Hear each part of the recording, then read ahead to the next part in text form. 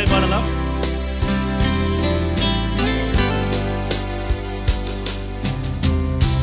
Lord, I come to you. Let my heart be changed, renewed, flowing from the grace that I found in you.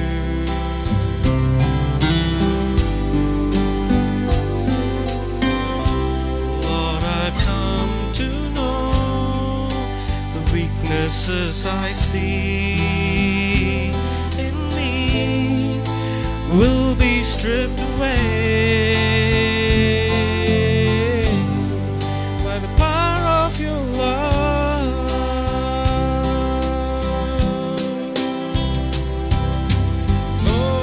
Hold me close, let your love surround me. Bring me near, draw me to your side.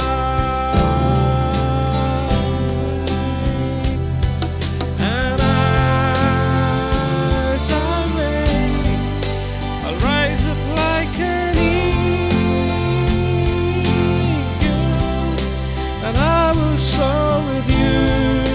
Your spirit leads me on by the power of your love.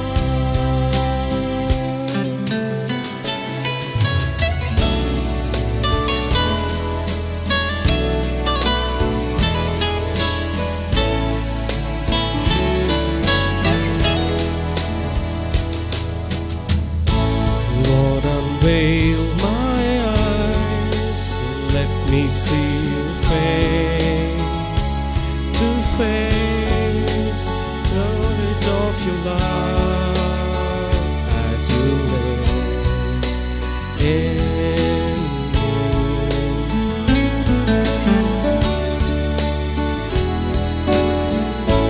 Lord, renew my mind as your blood full of your love. My life has been living every day by the power of your love. Lord, renew my mind.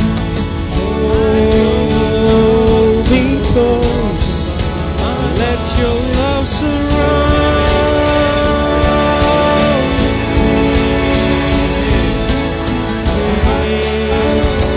me. Near, draw me to your side. Me and let your love surround. Rise up like an eagle, and I will soar with you. Draw me to your side. Me and let your love surround. Rise up like an eagle, and I will soar with you. Draw me to your side. Me and let your love surround. Rise up like an eagle, and I will soar with you. Draw me to your side.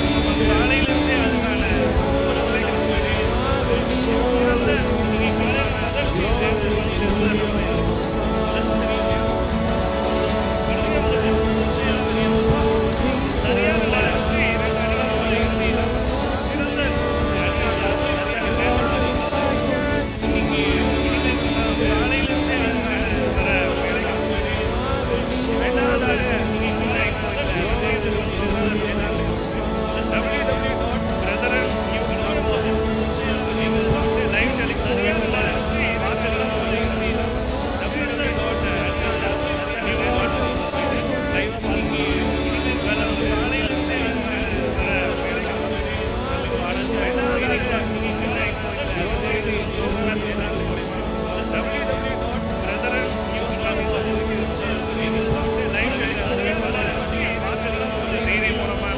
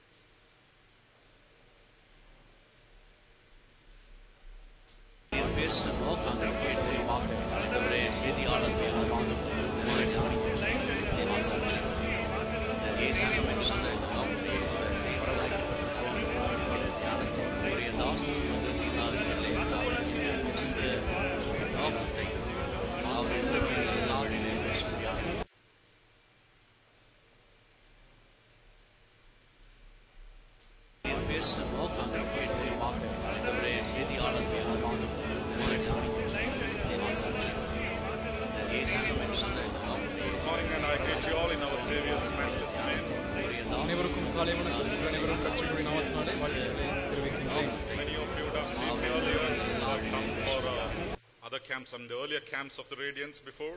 மற்ற கூட்டங்களுக்கும் radians முகாமுக்கும் முன்பதாக நான் வந்திருக்கின்றேன். ஆகவே பல பேர் என்னை நீங்கள் முன்பதாகவே பார்த்திருக்கிறீர்கள். Quite a number of you are new to me and we will get introduced to one another during this stay here. இதனாலே நீங்கள் அனைவரும் புதிதாக இருக்கின்றீர்கள். நீங்கள் இருக்கக்கூடிய நாட்களிலே அனைவருக்கும் என் காலையிலும் ஐக்கியம் பாராட்டவும் இது நிச்சயமாய் உதவும். The topics has been very specifically allotted to the speakers. செய்தியாளருக்கான தலைப்புகள் நேர்த்தியான முறையில் அமைக்கப்பட்டிருக்கின்றது. And for some reasons I have been given the topic to handle the issue of doctrine and its importance. ஏதோ ஒன்று தெரியவில்லை, உபதேசம் அதனுடைய பயன்கள் என்பதான தலைப்பு தான் எனக்கு கொடுக்கப்பட்டிருக்கின்றது. So during these days of my stay here I would be titling my theme or my messages as the assembly and doctrine and its importance. ஆகவே இந்த நாளிலே கொடுக்க போகின்றதான செய்திகளினுடைய தலைப்பாக சபையும் சபையினுடைய உபதேசமும் அதனுடைய வழிமுறைகளும் அல்லது அதனுடைய பின்பற்றும் என்பதை தான் குறித்து பேச விரும்புகின்றேன். Doctrine is not a new terminology to the believers anyway. விசுவாசிகளுக்கு டாக்ட்ரின் அல்லது உபதேசம் என்று சொல்கின்ற விஷயம் புதிதாக கேட்கப்படுகின்றது காரியம் அல்ல. This is probably a terminology which is being much used and debated and discussed. அதிகமாக விவாதம் செய்யப்படுகின்ற அதிகமாய் பேசப்பட்டு வருகின்ற விஷயம் இதுவாய் அமைகின்றது. Sometimes we complicate it a lot more than what is required. அநேக நேரங்களிலே எது தேவையாக இருக்கின்றதோ அதனை காட்டிலும் அதிகமான சிக்கலாய் இவைகளை நாம் நினைக்கின்றோம். Sometimes we simplify it so much that it even loses its meaning and implications. அதே நேரத்தில் அதிகமான நேரத்திலே நாம் இவைகளினுடைய அர்த்தங்களை குறைத்து போட்டு அதனுடைய எளிமையான முறையில் நாம் மாற்றி விடுகின்றோம். Some people say it is the brethren assemblies who are very particular about the doctrines which need not be so. சிலர் சொல்வார்கள் சகோதர சபை மட்டுமே உபதேசத்தை குறித்து அதிகமாக சொல்லி வருகின்றது என்றும் சொல்வார்கள். ஆனால் அது அப்படி இருக்க வேண்டிய அவசியமும் இல்லை.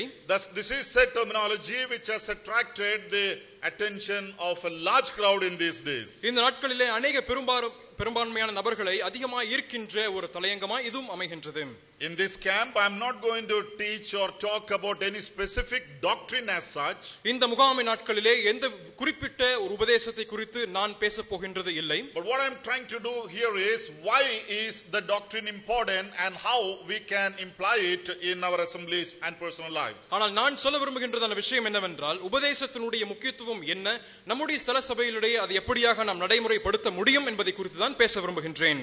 And in the process of my studies, maybe we will touch some of the practices that we are having in our assemblies too. இப்பொழுது நான் அந்த செய்தியினுடைய போகக்கூடிய நேரத்திலே நான் சொல்ல வரும் பொழுதெல்லாம் சபைகளிலே இப்பொழுது எப்படியாக அவைகளை நாம் பின்பற்றி வருகின்றோம், எப்படி நடைமுறைப்படுத்தி வருகின்றோம் என்பதை குறித்தும் நான் பேச போகின்றேன். I also want to make one statement here before I proceed into the main of the messages that I am intending. நான் கொடுக்கவிருக்கிறதான செய்திக்கினுடைய போவதற்கு முன்பதாக, அந்த தலையங்கத்திற்குள் செல்வதற்கு முன்பதாக ஒரு விஷயத்தை உங்களோடு கூட சொல்ல விரும்புகின்றேன். It is not the doctrine that takes you to heaven. இந்த உபதேசம் உங்களை பரலோகத்திற்கு எடுத்துச் செல்ல போவதில்லை. It is your salvation and the forgiveness of sins that you received through Christ that takes you to heaven. நீங்கள் கிறிஸ்துவின் மூலமாய் பெற்றுக்கொள்கின்ற ரட்சிப்பும் அதன் பின்பதாக பாவத்தினுடைய மன்னிப்பும் தான் உங்களை பரலோகத்திற்கு நேராக எடுத்துச் செல்லும். So we stand here to love all brothers and sisters who are in Christ. இங்கே கிறிஸ்துவுக்குள் இருக்கின்ற எல்லா சகோதரனையும் சகோதரியையும் நேசிக்கும்படிக்கு நாம் நிற்கின்றோம்.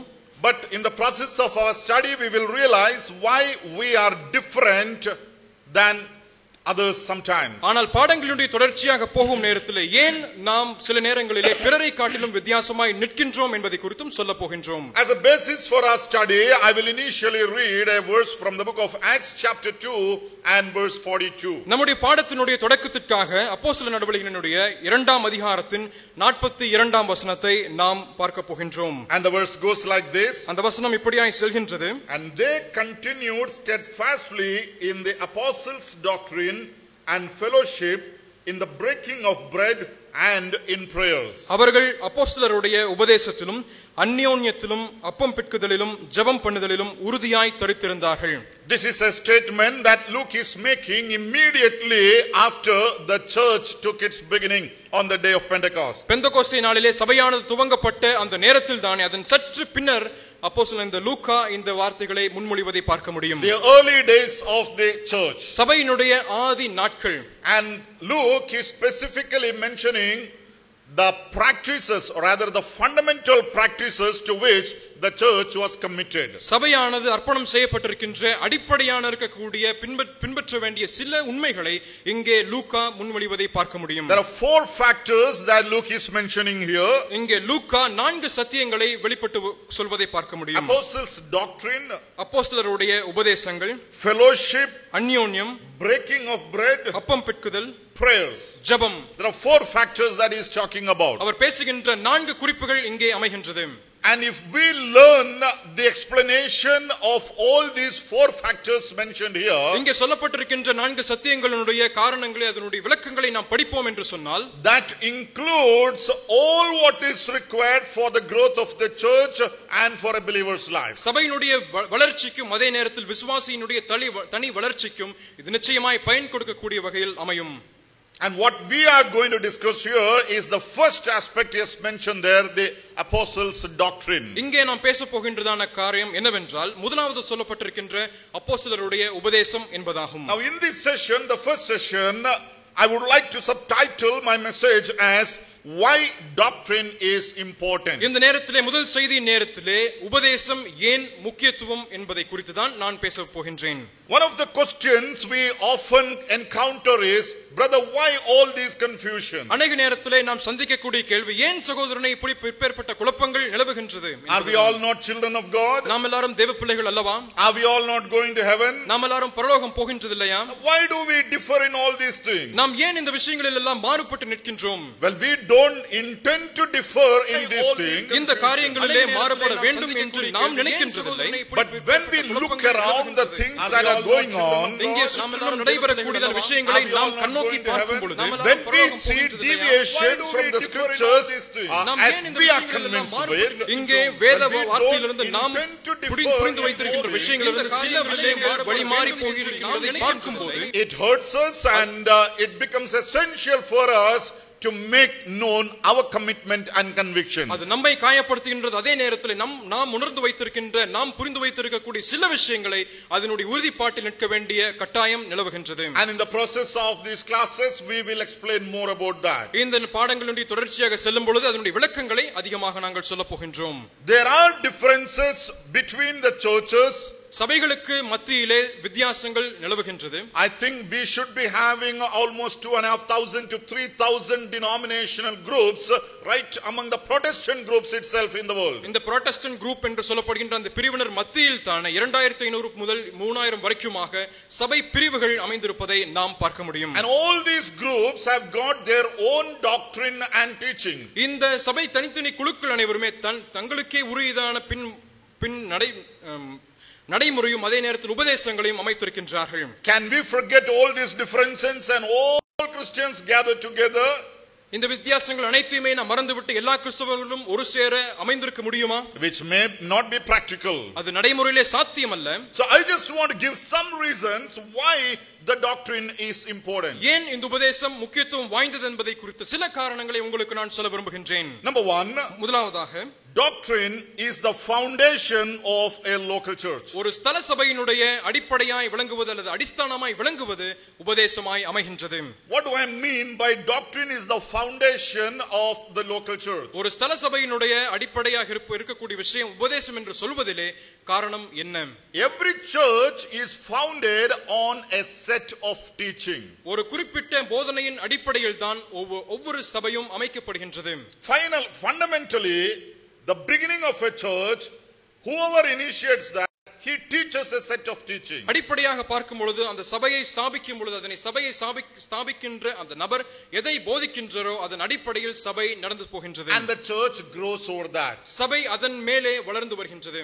When we come to the book of Ephesians, we see that the doctrine or the apostles' teaching is the foundation of the New Testament church. எபேசியர் நிருபத்திலே வந்து நாம் வாசிக்கும் பொழுதும் அங்கே இருக்கக்கூடிய புதிய ஏற்பாட்டு திருச்சபைகளுக்கு அப்போஸ்தலனுடைய உபதேசங்கள் அடிப்படையாய் விளங்கினது என்பதை வாசிக்க முடியும். So doctrine becomes the foundation. ஆகவே உபதேசம் அடிப்படையாய் மாறுகின்றது. When you build a building, நீங்கள் ஒரு கட்டிடத்தை கட்டும் நேரத்தில் you don't build the superstructure first, but you put the foundation first. நீங்கள் மேலாக இருக்கக்கூடிய அந்த கட்டிடத்தை முதலாவது அமைக்காமல் அதற்கு முன்பதாகவே அந்த அடிப்படையை நீங்கள் அஸ்திபாரத்தை அமைக்கின்றீர்கள். And all the other construction is over the foundation. அதற்கு மேலே வரக்கூடிய கட்டிடங்கள் அனைத்துமே அஸ்திபாரத்தின் மேல் வைத்துதான் நீங்கள் கட்டுகின்றீர்கள். So the doctrine is the foundation of a local church. ஆகவே ஒரு ஸ்தல சபையினுடைய அடிஸ்தானமாய் விளங்குவது இந்த உபதேசமாய் காணப்படுகின்றது. When you go out or venture out with an intention to form or to plant a local church, வெளியிலே சென்று நீங்கள் ஊழியத்து நிமித்தமாக ஒரு ஸ்தல சபையை அமைக்க வேண்டும் என்று விரும்புகின்ற நேரத்தில் you should be sure of the foundation which you are going to lay. நீங்கள் எந்த அஸ்திபாரத்தை அமைக்க போகின்றீர்கள் என்பதை குறித்து நீங்கள் உறுதியாய் இருக்க வேண்டும். The strength of the building depends on the foundation you lay. இந்த கட்டிடத்தினுடைய உறுதி அல்லது அதனுடைய பலன் என்று சொல்வது அந்த அடிப்படையில் அல்லது அடிஸ்தானத்தில் அமைகின்றது. I just like to read one verse from the book of 1 Corinthians chapter 3 and verse 10. 1 கொரிந்தியர் 3ஆம் அதிகாரத்தினுடைய 10ஆம் வசனத்தை நான் வாசிக்க விரும்புகின்றேன். Paul makes a statement here. அப்போஸ்தலனாகிய பவுல் இங்கே ஒரு வாக்கியத்தை உரைக்கின்றார். According to the grace of God which was given to me as a wise master builder, I have laid the foundation and another builds on it. எனக்கு அளிக்கப்பட்ட தேவ கிருபையின் படியே புத்தியுள்ள சிற்பாசாரியை போல அஸ்திபாரம் போட்டேன். Paul was a good church planter. அப்போஸ்தலனாகிய பவுல் ஒரு சபையை ஸ்தாபிப்பதிலே சிறந்த முன்மாதிரியாய் விளங்குகின்றார். He went to many places and he established the local congregation of the churches. அவர் अनेक இடங்களுக்கு பயணம் செய்து போய் अनेक ஸ்தல சபைகளை கூட்டங்களிலிருந்து சபைகளை நிறுவுவதை பார்க்க முடியும். And he says, I was laying the foundation. அவர் சொல்கின்றார் நான் அஸ்திபாரத்தை அமைக்கின்றேன் என்று. And another builds on that. மற்றொருவர் அதன் மேல் கட்டுகின்றார். Paul did not stay in one place for the rest of his life. தன்னுடைய வாழ்நாட்களில் மீதியான நாட்கள் முழுவதிலும் பவுல் ஒரே இடத்தில் தங்கி தாவரிக்கவில்லை. He laid the foundation and let others build on that foundation. அவர் அஸ்திபாரத்தை கட்டினார். அதன் பின்பதாக அதன் மேல் கட்டிடத்தை வேறொருவர் கட்டினவராக இருக்கின்றார். Today around us there are so many denominations. இன்றைக்கு अनेक சபை பிரிவினர்களை நம்மை சுற்றிலும் நாம் பார்க்க முடியும். And everyone comes and lays a foundation of their teaching or a doctrine. ஒவ்வொரு நபரும் தங்களுடைய உபதேசங்கள் தங்களுடைய போதனைகளை அடிப்படையாக அஸ்திபாரமாக அமைப்பதை பார்க்க முடியும். And as the church grows, the differences are seen. சபை வளர்ந்து வரும் நேரத்திலே வித்தியாசங்களை பாகுபாடுகளை நாம் பார்க்க முடியும். Now we think of our assemblies. நாம் நம்முடைய சபைகளை குறித்து சிந்திக்கின்றோம்.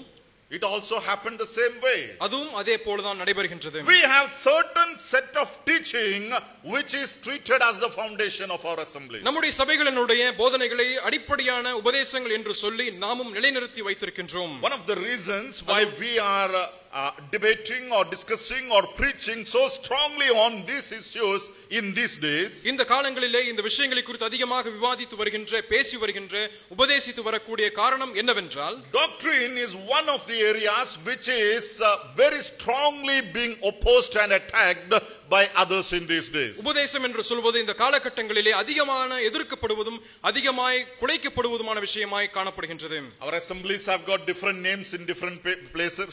நம்முடைய சபைகளுக்கு பல இடங்களிலே பல பெயர்கள் கொடுக்கப்பட்டிருக்கின்றது. I come from the Rehoboth Brethren Assembly in Mangalore. மங்களூர்ல இருக்கக்கூடிய ரெகபோத் சகோதர சபையிலிருந்து நான் வருகின்றேன். And this is by the Ebenezer Assembly. இது எபெனேசர் சுவிசேஷ மன்றத்தினால் நடத்தப்படுகின்றது. And many of you have your own names for your assemblies. உங்கள் சபைகளுக்கு என்று அநேக உங்களுடைய பெயர்கள் நீங்கள் வைத்திருக்கின்றீர்கள். But generally in India our assemblies are called as the Brethren Assemblies. ஆனால் இந்திய தேசத்திலே நம் பொதுவாக நம்முடைய சபைகளை சகோதர சபை என்று சொல்லி அழைப்பது உண்டு. Whether you have that title brethren in your name or not, generally we are identified like that. அந்த பெயரிலே பிரதரன் என்று வருகின்றதோ இல்லையோ நாம் பொதுவாக சகோதரர் சபை என்று சொல்லி நாம் அடையாளம் கண்டுகொள்ளப்படுகின்றோம். Our assemblies are independent. நம்முடைய சபைகள் தன்னிச்சையாய் செயல்பட்டு வருகின்றன. Our assemblies have got lot of freedom and liberty. தனியாக செயல்படுவதற்கான சுதந்திரமும் உரிமையும் சபைகளுக்கு உண்டு. But unfortunately in these days many of our pulpits are open to others who have the freedom to come and preach whatever they want. ஆனால் துரதிர்ஷ்டவசமாக நாம் பார்க்கும் பொழுது இந்த நாட்களிலே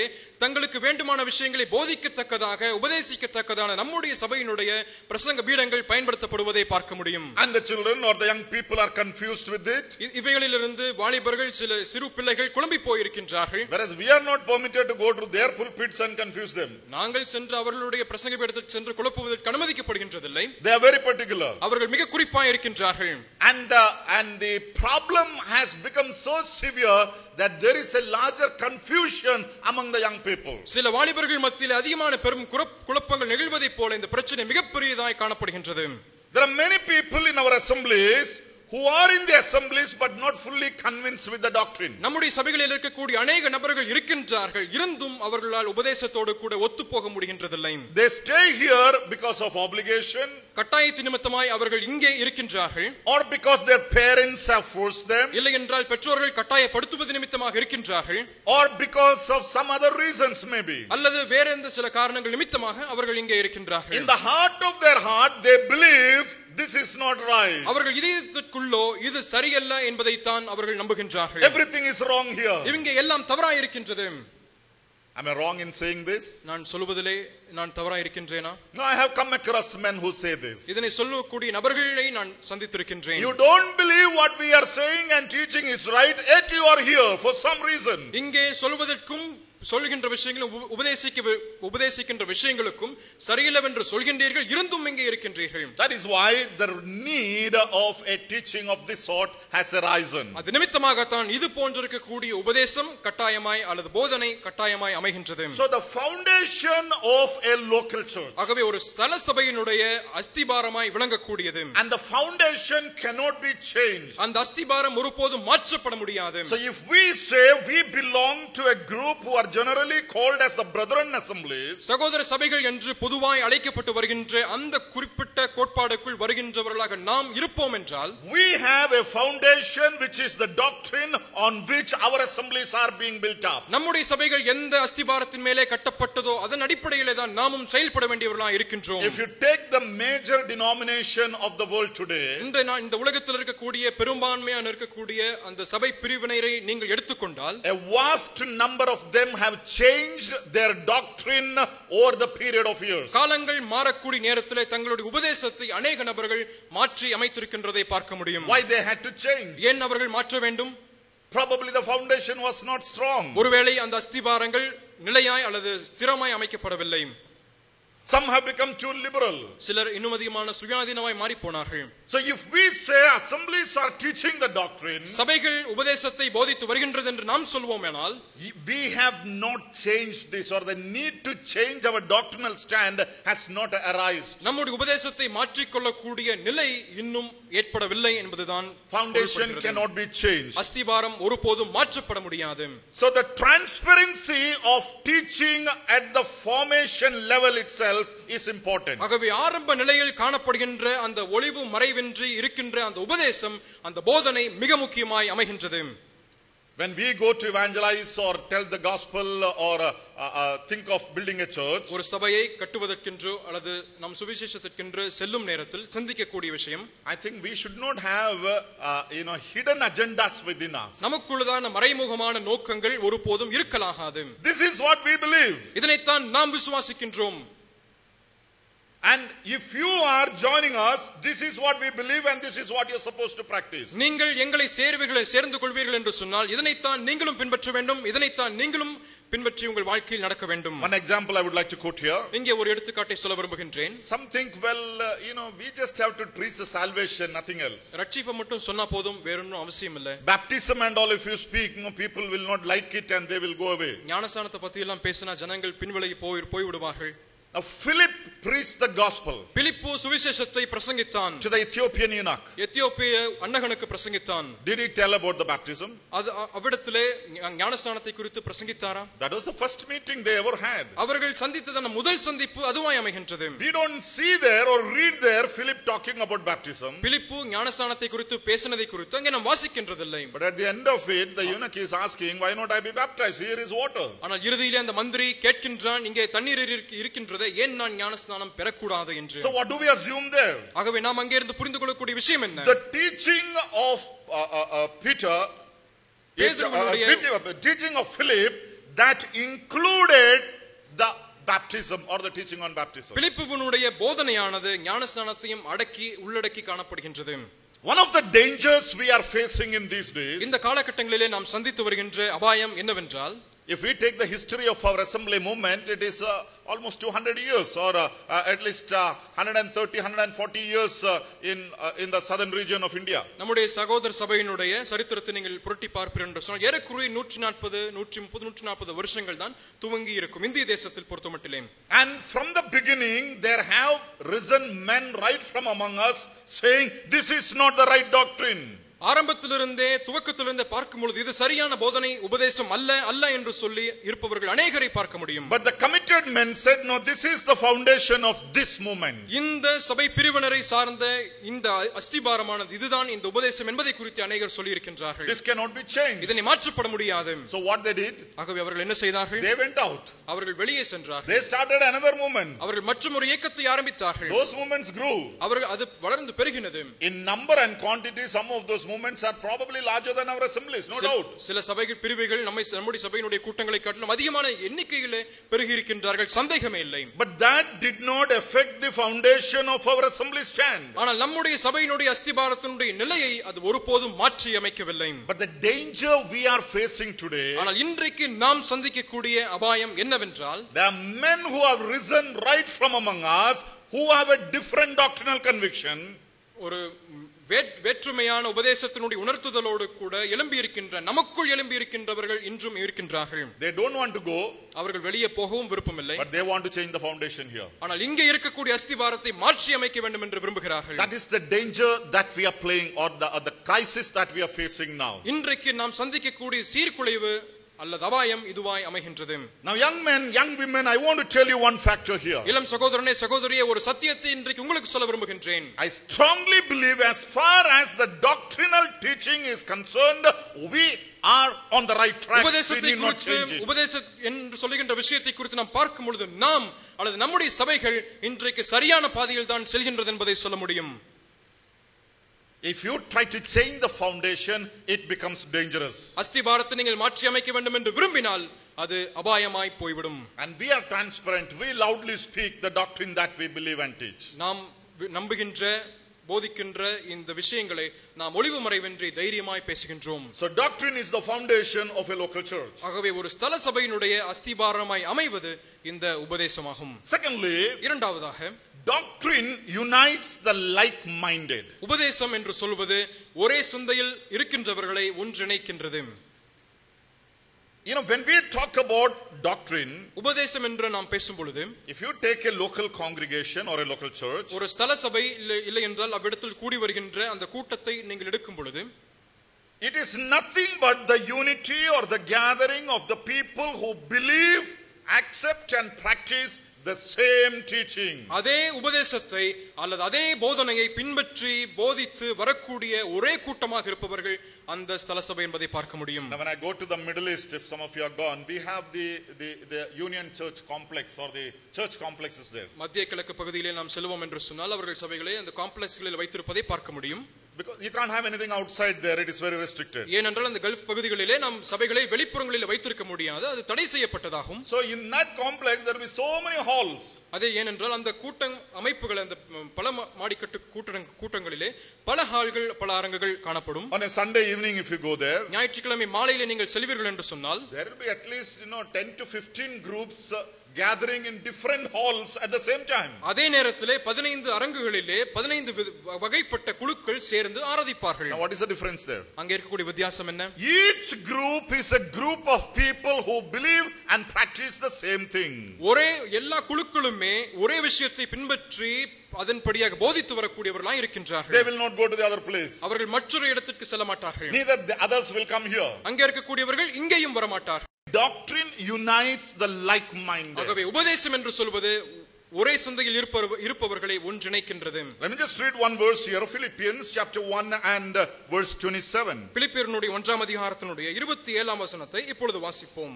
Only let your conduct be worthy of the gospel of Christ, so that whether I come and see you or am absent, I may hear of your affairs that you stand fast in one spirit, with one mind, striving together for the faith of the gospel. நான் வந்து உங்களை கண்டாலும் நான் வராமல் இருந்தாலும் நீங்கள் ஒரே ஆவியினாலே உறுதியாய் நின்று ஒரே ஆத்துமாவினாலே சுவிசேஷத்தின் விசுவாசத்திற்காக கூட போராடி எதிர்க்கிறவர்களால் ஒன்றிலும் மருளாதிருக்கிறீர்கள் என்று உங்களை குறித்து நான் கேள்விப்படும்படி எவ்விதத்திலும் நீங்கள் கிறிஸ்துவின் சுவிசேஷத்திற்கு பாத்திரராக மாத்திரம் நடந்து கொள்ளுங்கள். One mind and one spirit in relation to your faith and the gospel. உங்களுடைய விசுவாசத்தை பொறுத்தமட்டிலும் உங்களுடைய சுவிசேஷத்தை பொறுத்தமட்டிலும் ஒரே சிந்தையும் ஒரே ஆவியும் அமைந்திருக்க வேண்டும். Scripture is the basis for the doctrinal conviction. உபதேசத்தினுடைய உணர்த்துதலுக்கு திருவசனம் மட்டுமே அதனுடைய அடிப்படையாய் அமைகின்றது. I will talk elaborately on that a bit later as we go into the depth of the other sessions. மற்ற பாடங்களுக்குள் நாம் செல்லும் நேரத்தில் அதனுடைய விளக்கங்களை இன்னும் சற்று ஆழமாக சொல்ல விரும்புகின்றேன். I just want to tell one word about myself here. இங்கே என்னை குறித்தே சில விஷயங்களை சொல்ல விரும்புகின்றேன். Though I speak and preach so strongly about the doctrine and the assemblies, உபதேசத்தை குறித்தும் சபைகளை குறித்தும் அதிகமாய் போதிக்கின்றவனாக நான் இருந்தாலும் I am a first generation with the assemblies. சபைகளை குறித்து பொறுத்தமட்டிலே நான் முதல் தலைமுறையாய் இருக்கின்றேன். I was born and brought up in another church background.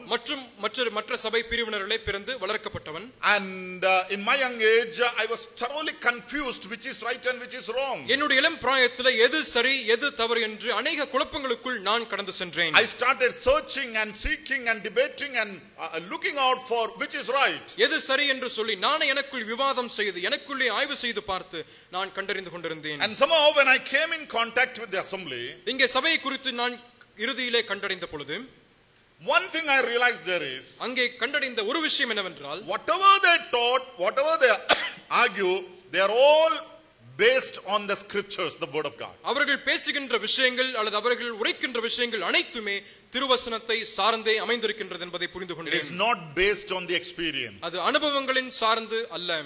The doctrine is never built based on the experience. I'll come to that later. உபதேசங்கள் அனுபவங்களை சார்ந்து அமைகின்றதில்லை, அதனை பின்பதாக நான் சொல்ல விரும்புகின்றேன். It is based on the scripture. அது வேதாகமத்தை சார்ந்து அமைகின்றது. So why do we say the people of like-minded come together ஒரே சந்தையில் இருப்பவர்கள் ஏன் ஒன்று சேர வருகின்றார்கள் என்று சொல்கின்றேன்? Because for their conviction the basis is the word of God. ஏனென்றால் அவர்களுடைய உணர்த்துதலுக்கு அடிப்படையாய் விளங்குவது திருவசனமாய் அமைகின்றது. So wherever they go, ஆகவே எங்கே அவர்கள் சென்றாலும் they look out for a place where like-minded people are gathering. இங்கே ஒரே சந்தையில் இருப்பவர்கள் எங்கே கூடி வருகின்றார்களோ அங்கே சென்று தேடி போவார்கள். You finish your studies, you go to Delhi or Calcutta or Chennai or wherever or anywhere in the world. நீங்கள் படிப்பை முடிச்சு டெல்லியோ கல்கட்டா உலகத்தில் எந்த பாகத்திற்கு சென்றாலும் the first thing you will be looking out is there an assembly which follows the same conviction as I hold? நீங்கள் தேடி பார்க்கின்றதான முதல் விஷயம் என்னவென்றால் இதே போல இருக்கக்கூடிய ஒரே சந்தையில் ஒரே உணர்த்துதலின் அடிப்படையில் காணப்படுகின்ற சபை உண்டா என்பதாகும். And they become one.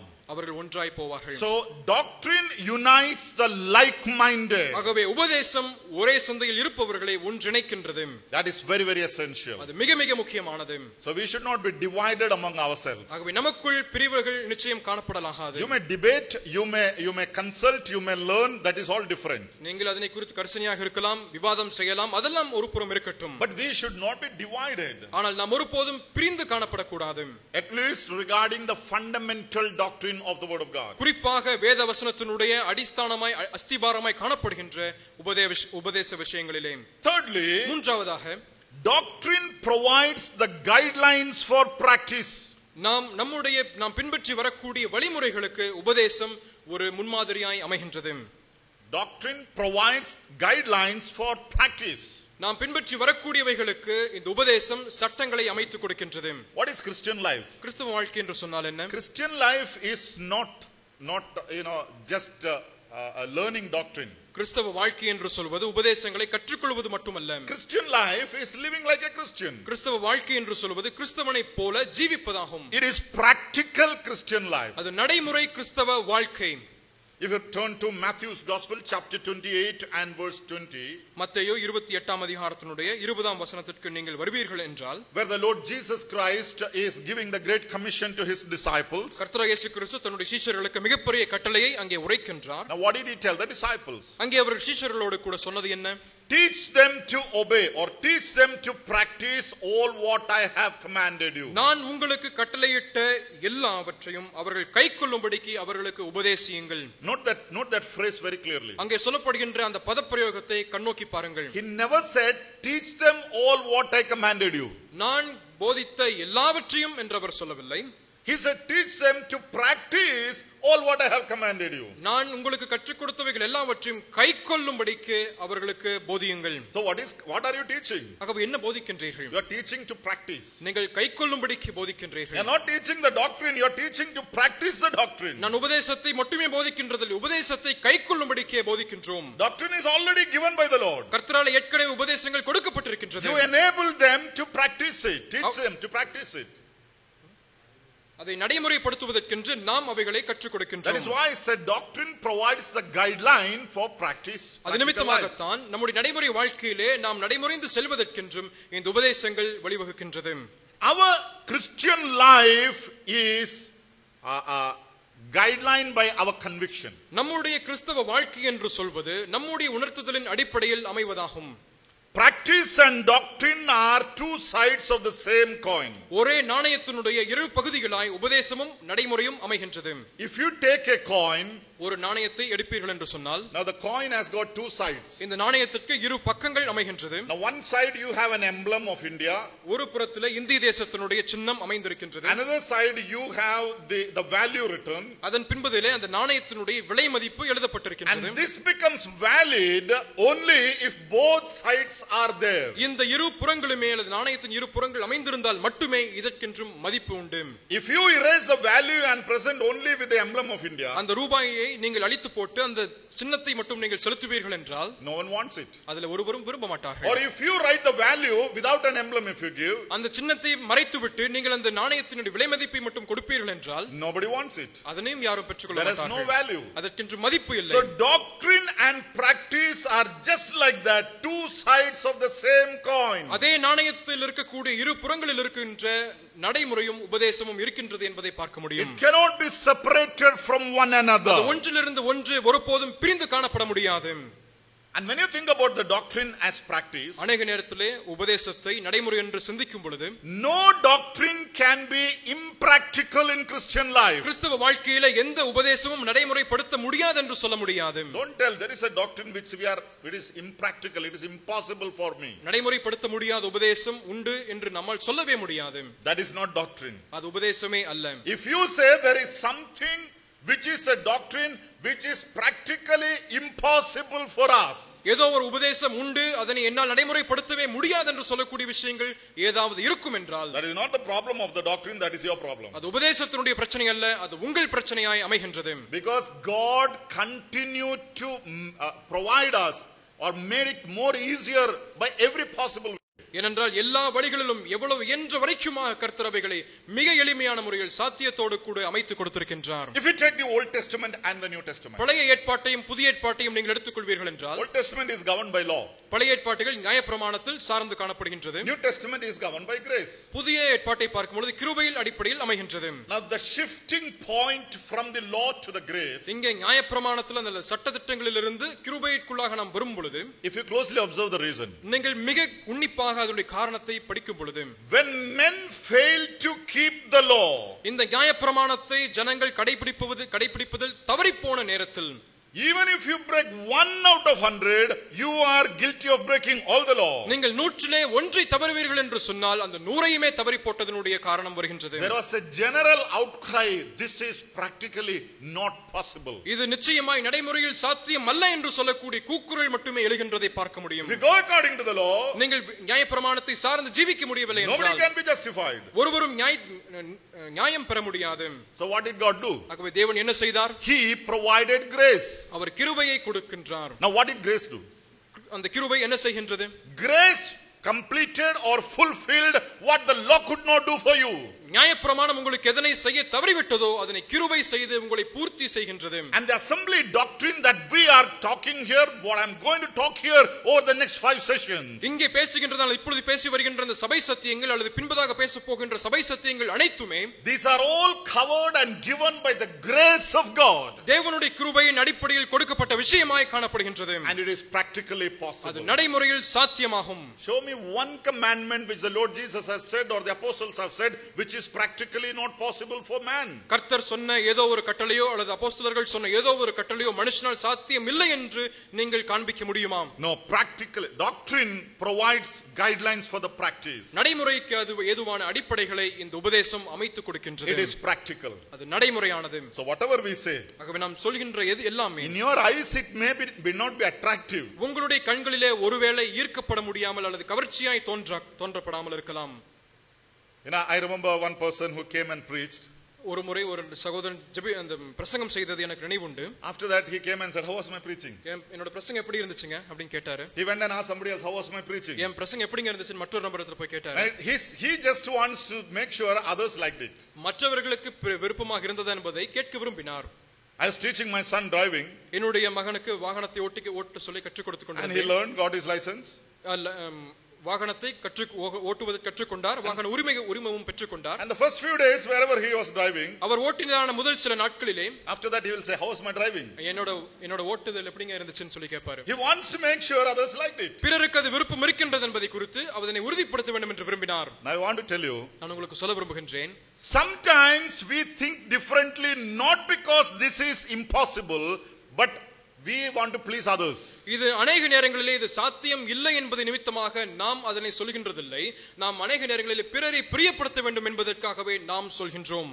Sometimes it is too simple, we wanted it a little more complicated. சில நேரங்களிலே அது மிக மிக எளிமையானதாக காணப்படும், ஆனால் அவைகளை சற்று சிக்கலாக நாம் மாற்றி போடுவோம். But I want to tell you here, ஆனால் இங்கே நான் சொல்ல விரும்புகின்றேன், doctrine provides the guidelines for practice. நடைமுறைக்கு ஏதுவான அடிப்படையான விஷயங்களை இந்த உபதேசம் நமக்கு அமைத்து கொடுக்கின்றது. Fourthly, நான்காவதாக, doctrine enables you to practice your convictions. உங்களுடைய உணர்த்துகளை அல்லது நீங்கள் உணர்ந்து கொண்ட விஷயங்களை உங்களுக்கு நடைமுறைப்படுத்துவதற்கு ஏதுவாக இந்த உபதேசங்கள் வழிவகுக்கின்றது. A doctrine not only provides the guidelines, இந்த உபதேசங்கள் உங்களுக்கு சட்டதிட்டங்களை மட்டும் அல்லது வழிமுறைகளை கொடுப்பது மட்டுமல்ல, it also gives you the strength to practice. அதனை நடைமுறை செய்வதற்கு ஏதுவான பலத்தையும் உங்களுக்கு கொடுக்கின்றது.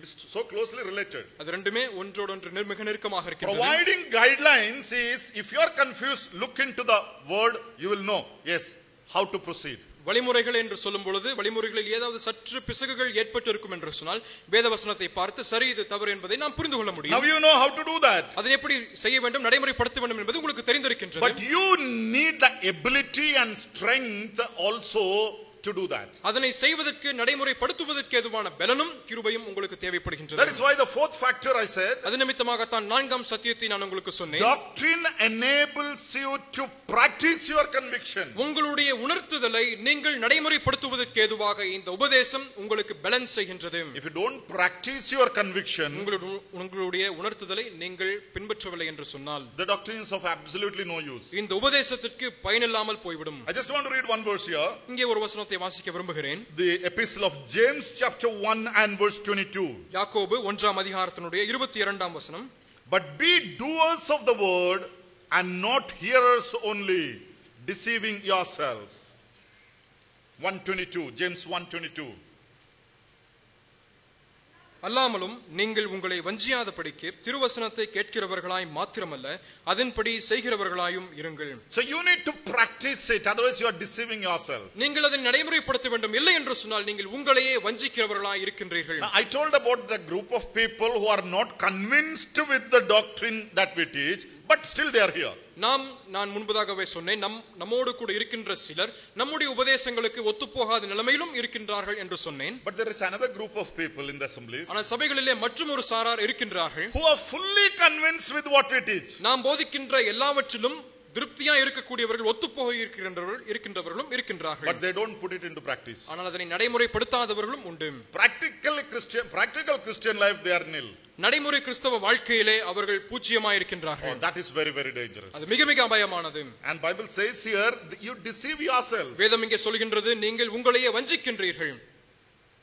That is of no help. அது எந்த உதவியும் இல்லாமல் So when the doctrinal conviction is gripping your life, இந்த உபதேசத்தினுடைய நடைமுறையானது உணர்த்துதல் உங்களுடைய இதயத்தை அதிகமாய் ஆட்கொள்ளும் பொழுது, that makes you firm in your faith. உங்களுடைய விசுவாசத்தில் உறுதியா இருக்கும்படிக்கு உங்களை நிலைநிறுத்துகின்றது. Look at that man Paul.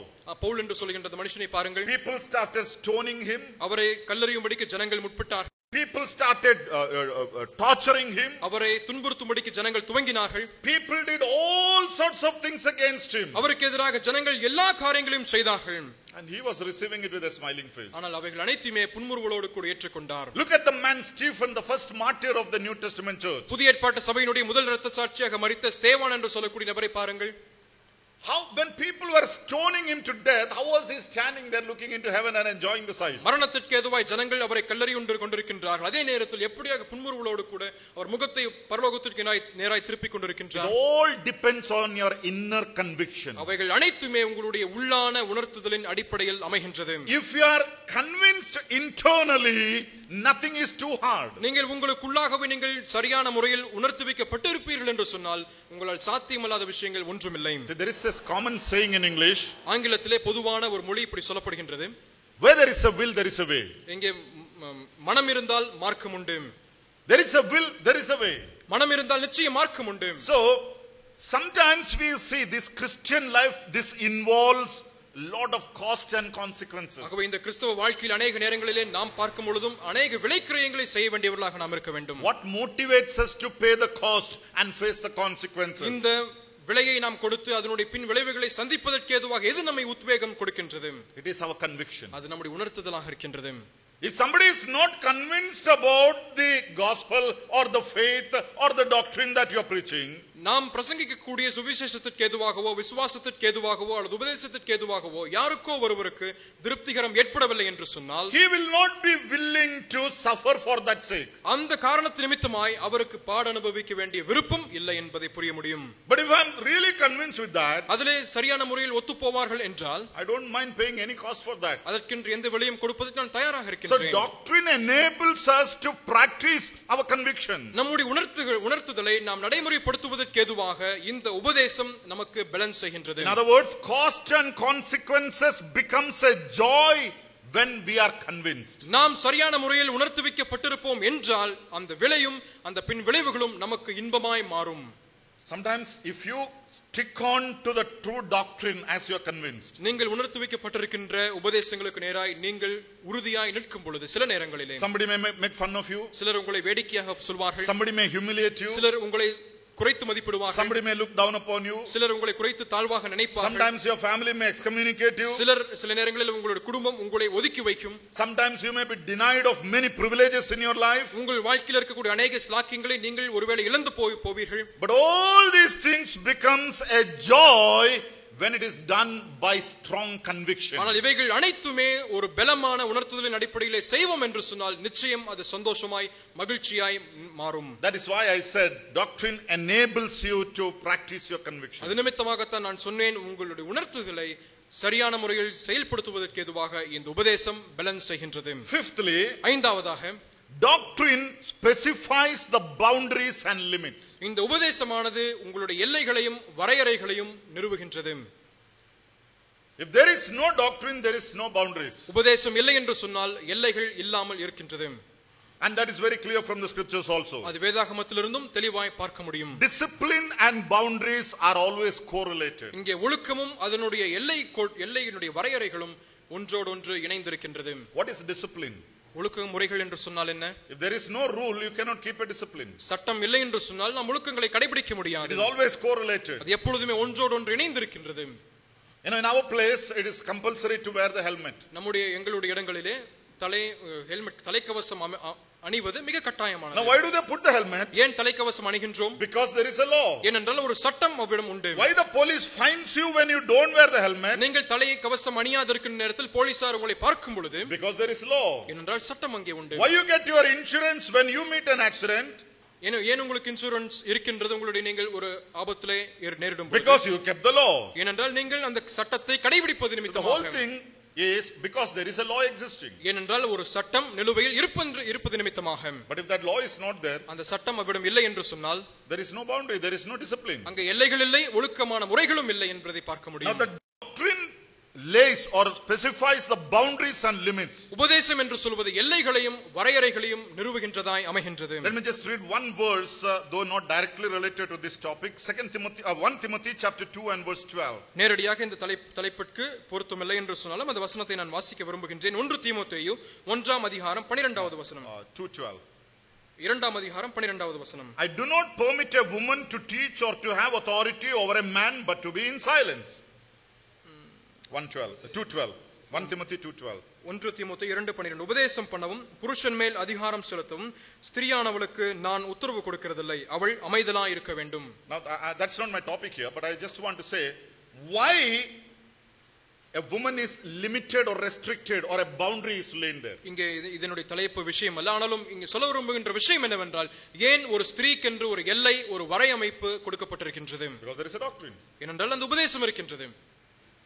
Now similarly for young people, for older people, for the elders, for all the believers, everyone, the Bible gives certain limits and boundaries. You cannot cross that. அதே நேரத்தில் இளம் வாலிபர்களுக்கென்றும் சிறு பிள்ளைகளுக்கென்றும் மூப்பர்களுக்கென்றும் இருக்கக்கூடிய அனைத்து நபர்களுக்கென்றும் வேதவசனம் உபதேசங்களை கற்றுக் கொடுக்கின்றது. நாம் அதிலிருந்து ஒருபோதும் அந்த எல்லைகளை மீறக்கூடாது.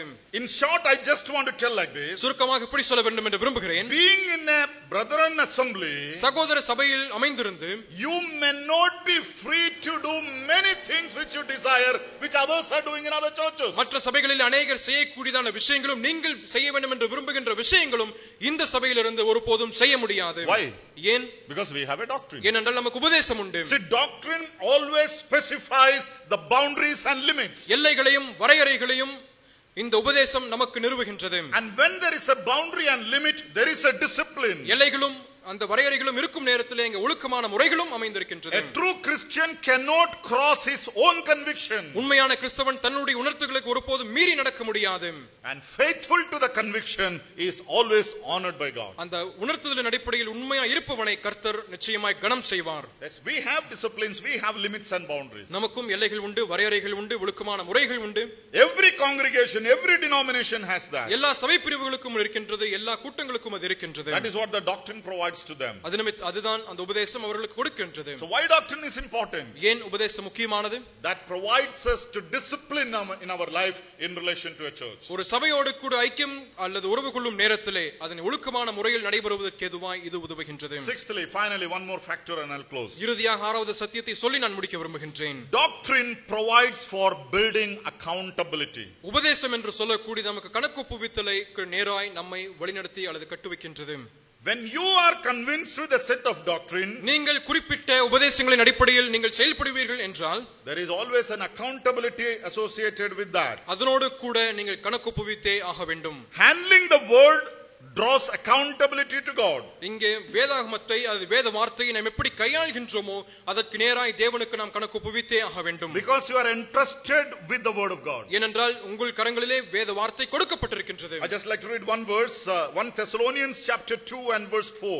1 தெசலோனிக்கேயர் 2ஆம் அதிகாரம் 4வது வசனத்தை நான் வாசிக்க விரும்புகிறேன். But as we have been approved by God to be entrusted with the gospel, even so we speak, not as pleasing men but God who tests our hearts. சுவிசேஷத்தை எங்களிடத்தில் ஒப்புவிக்கத்தக்கதாய் தேவன் எங்களை உத்தமர் என்று எண்ணினபடியே நாங்கள் மனுஷருக்கு அல்ல எங்கள் இருதயங்களை சோதித்தருகிற தேவனுக்கே பிரியமுண்டாக பேசுகிறோம். God has entrusted this to us. தேவன் இதை எங்களுக்கு ஒப்புவித்திருக்கின்றார். That means you become a steward. என்று சொன்னால் நீங்கள்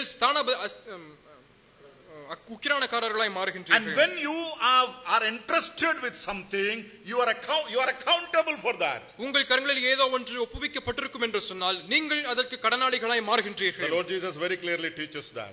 கர்த்தர் இயேசு கிறிஸ்து அதை மிக தெளிவாய் கற்றுக் கொடுக்கின்றார். So when we are entrusted with the doctrine by conviction, உணர்த்துதலின் அடிப்படையில் வரக்கூடிய உபதேசம் உங்கள் கரங்களில் ஒப்புவிக்கப்பட்டிருக்கின்றது என்று சொன்னால் we become accountable to God. அது தேவனுக்கு நாம் கணக்கு ஒப்புவித்தே ஆக வேண்டும். So doctrine provides us a sense of accountability all the time. ஆகவே இந்த உபதேசம் என்று சொல்வது எல்லா நேரங்களிலும் நமக்கு இந்த கணக்கு ஒப்புவித்தலோடு கூட நம்மை வழிநடத்துகின்றது. Whenever you are handling this, எப்பொழுதாவது நீங்கள் இதனை கையாளும் பொழுது, yes, I have to give an account. நான் அதை கணக்கு ஒப்புவிக்க வேண்டும். I have to be careful. நான் கவனமாக இருக்க வேண்டும். That sense is always in you. அந்த உணர்வு உங்களுக்குள் எப்பொழுதும் இருக்கின்றது. Yes, when we think of the word of God, it is not something that you can handle and preach anywhere you want. திருவசனத்தை குறித்து நீங்கள் பேசும் பொழுது உங்கள் விருப்பத்திற்கேற்ற வண்ணமாக நீங்கள் உங்கள் இஷ்டத்திற்கேற்ற வண்ணமாக பேசலாம் என்று அர்த்தமில்லை. Handle it carefully. அதனை மிக கவனமாய் கையாள வேண்டும். You are accountable for that. நீங்கள் அதற்கென்றும் கணக்கு ஒப்புவிக்க வேண்டும். Yes, let me close here this session. இந்த செய்தியோடு கூட நான் முடிக்க விரும்புகின்றேன். Why doctrine is important? ஏன் உபதேசம் முக்கியமானது? I just gave some ideas about this in this introductory or the first session of my theme. என்னுடைய தலையங்கத்தில் வரக்கூடிய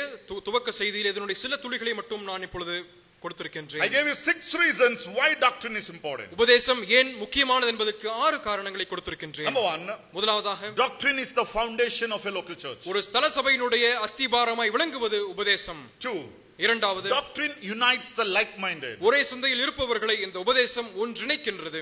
3, மூன்றாவது, doctrine provides guidelines for your practice. உங்களுடைய நடைமுறைக்கு ஏதுவான சட்ட திட்டங்களை இந்த வழிமுறைகளை இந்த உபதேசம் கொடுக்கின்றது. Fourthly, நான்காவதாக, doctrine enables you to practice your conviction. உங்களுடைய உணர்த்துதலை நீங்கள் நடைமுறைப்படுத்துவதற்கு ஏதுவாக இந்த உபதேசம் உங்களை பேலன்ஸ் செய்கின்றது. Fifthly, ஐந்தாவதாக, doctrine specifies the boundaries and limits of your life. உங்கள் வாழ்க்கையினுடைய எல்லைகளையும் வரையறைகளையும் சட்டதிட்டங்களையும் இந்த உபதேசம் அமைத்துக் கொடுக்கின்றது. Sixthly, finally, ஆறாவதும் இறுதியாக, doctrine provides for building accountability. ஒரு கணக்கு ஒப்புவித்தலுக்கு நேராய் நம்மை இந்த உபதேசம் கட்டுவிக்கின்றது.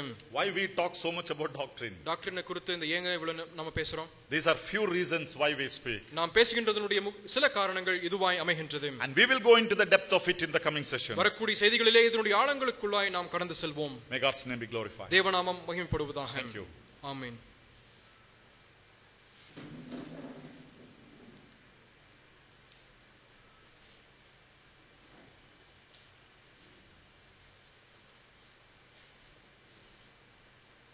கர்த்தருடைய நாமம் மகிமைப்படுவதாக. கர்த்தர் சகோதரர் மூலமாக மிக தெளிவாய் டாக்டரின் ஏன் தேவைப்படுகிறது, டாக்டரின் நம்மளுக்கு என்னென்ன விஷயங்களை கற்றுக் கொடுக்கிறது என்று தெளிவாக பேசினார். கர்த்தரை ஸ்தோத்திரிக்கிறோம். சில முக்கியமான குறிப்புகள். இன்னும் ரெஜிஸ்ட்ரேஷன் பண்ணாதவங்க யாராவது இருக்கீங்களா?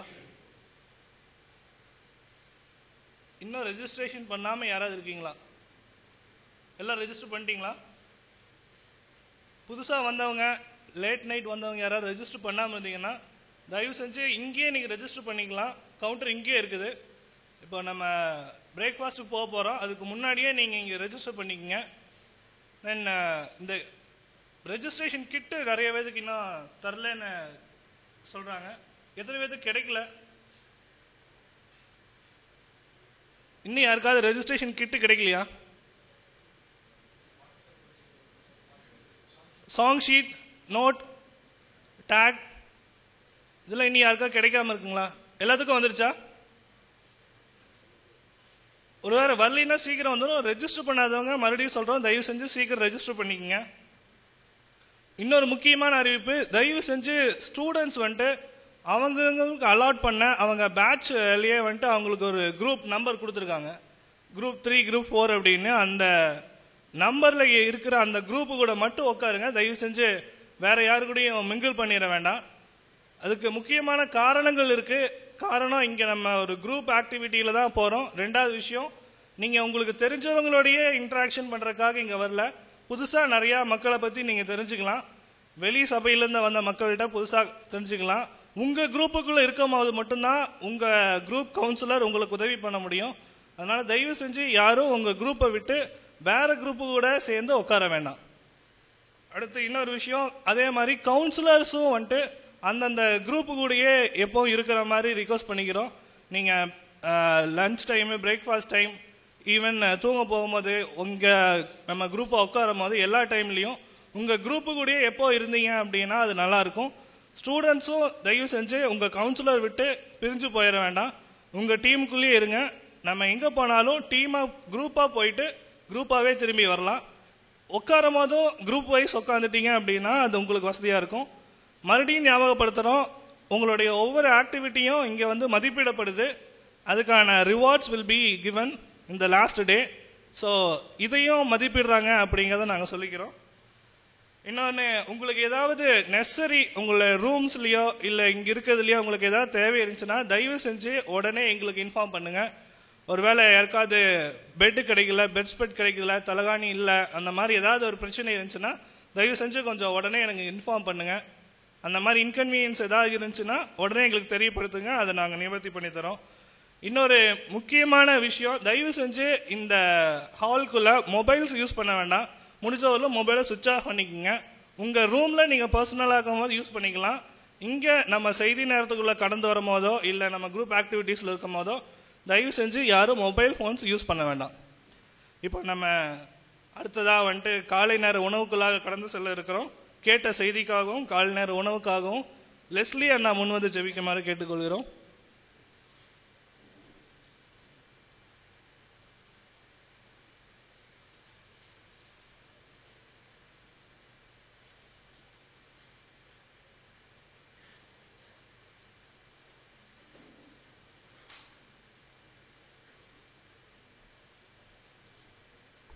ஜெபிப்போம். பரிசுத்தமுள்ள நல்ல பிதாவே, இந்த காலை வேளையிலே உம்முடைய வசனத்தை கேட்க கர்த்தாவே நீர் எங்களுக்கு தந்த கிருபைக்காக நன்றி செலுத்துகிறோம். கர்த்தாவே, எங்களுடைய வாழ்க்கையிலே உபதேசமானது ஏன் முக்கியத்துவம் வாய்ந்தது என்கிற அந்த ஒரு காரியத்தை கர்த்தாவே நீர் எங்களுக்கு எடுத்துரைத்த கிருபைக்காக நன்றி செலுத்துகிறோம்.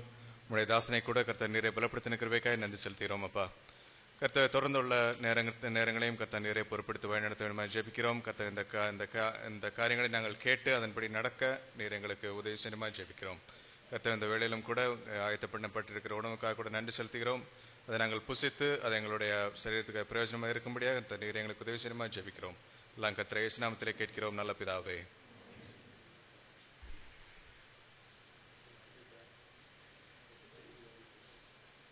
ஒரு அறிவிப்பு, மணி இப்போது சரியாக 8:40. போயிட்டு 20 நிமிஷத்தில் கரெக்டாக 9 மணிக்கு இங்கே அசம்பிள் ஆகிடலாம். முதலாவதாக காலை இங்கிருந்து கலைந்து செல்லும் போது சகோதரிகள் முன்னாடி